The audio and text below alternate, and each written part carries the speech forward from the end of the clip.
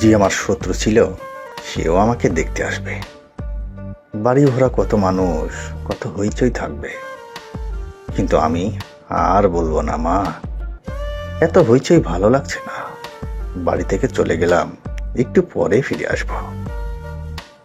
কিছু মানুষ গরম পানি করছে, আর কিছু মানুষ খাটিয়ে আনতে গেল, একদল গেল কবর খুঁড়তে।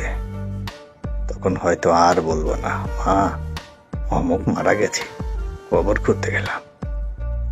একসময় বাঁশও কাটা হলো, বাড়ির আঙ্গিনায় এনে বাঁশগুলো টুকরো টুকরো করছে।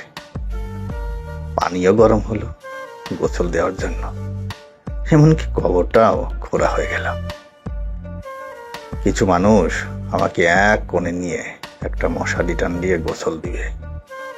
তখন উঠে আর বলবো না, পানিটা বেশ গরম হয়েছে, আর একটু ঠান্ডা করে নাও। গোসল করানোর পর আমাকে কিছু কাপড় দিয়ে মুড়িয়ে ফেলা হবে। তখন আর বলবো না, মুখের কাপড়টা সরিয়ে দাও, নিঃশ্বাস নিতে কষ্ট হচ্ছে।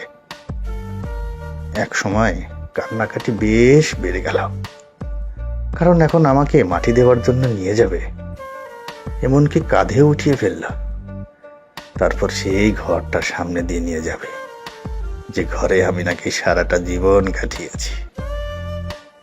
একসময় রাস্তায় আনা হবে, সবাই পিছিয়ে পিছিয়ে এসে খুব কাঁদবে, কিন্তু আর বলতে পারবো না, মা অমুক জায়গায় যাচ্ছি, চিন্তা করো না, একটু পরেই ফিরে আসবো। অতঃপর সবাইকে বিদায় দিয়ে আমাকে নিয়ে হাঁটা হবে কবরস্থানের দিকে। পাশে শত শত মানুষও হাঁটবে। কেমন হবে সে কষ্টের মুহূর্তগুলি। এমন করে তো আমিও অনেকবার এসেছিলাম অন্য একজনের লাশ নিয়ে। আজ সবাই আমাকে নিয়ে যাচ্ছে চিরবিদায়ের দেশে রেখে আসতে। কত মানুষকে মৃত বলে ডাকতাম, আজ সবাই আমাকেই মৃত বলে ডাকছে। এভাবে কিছুক্ষণ হাঁটার পর আমাকে কবরস্থানের এক পাশে নামাবে, কারণ আমার জন্য সবাই নামাজ পড়বে, জানাজার নামাজ। এভাবে আমিও কতজনের নামাজ পড়েছি, আজ সবাই আমার জন্য পড়বে। এক সময় নামাজ পড়া শেষ হবে, আমাকে আবার কাঁধে করে কবরের পাশে আনা হবে। তারপর কিছু মানুষ হাতে হাতে ধরে আমাকে কবরে নামিয়ে দিবে, যে আমিও কিছু মানুষকে এভাবেই নামিয়েছি, আজ সবাই আমাকে নামাচ্ছে।